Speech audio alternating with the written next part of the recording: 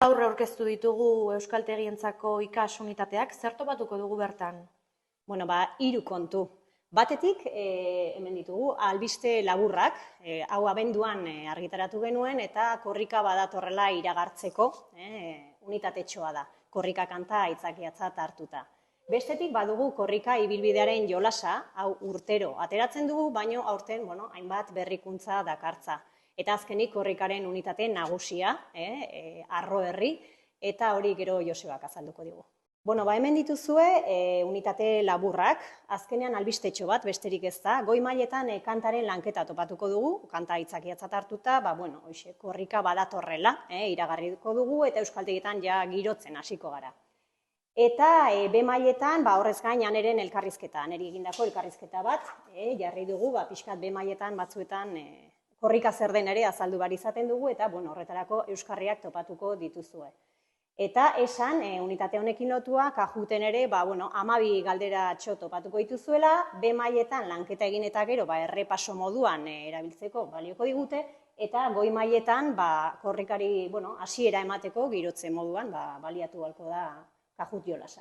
Bestetik, ibilbidearen jolasa dugu, hau urtero ateratzen dugu, baina noski egokitu egin dugu, berritu, eta aurtengo berrikuntza online txarteldegia da. Mailaz maila, orain arte hemen bertan, fitxetan topatuko duguna, urteroko fitxak, moztu behar direnak, gaur egun bertan topatu halko ditugu.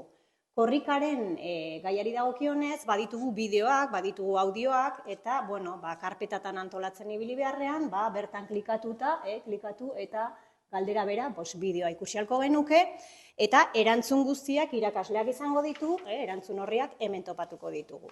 Jolasa amaitutakoan, korrika aplikazioa ere hor dugu, ibilbidearen aplikazioa, eta, erabili halko genuke, bertan sartu eta ibilbideari buruzko xehetasun gehiago ikusteko, eta apur bat korrikaren jarraipena egin ahal izateko.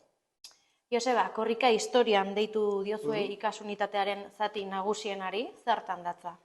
Korrika historian atalean eskaini duguna izan da, eskaini nahi izan duguna, ibilbide bat korrikaren historian, ibilbide virtual bat korrikaren historian. Prestatu dugu ia dana pantailan egiteko bidaiatzen korrikatik korrikara edo hamarkadatik hamarkadara, eta hori da batez ere eskaintzen dugun atala honetan. Lehenengo pantailetan aurkituko genuke unitate osoan egingo dugunaren azalpena.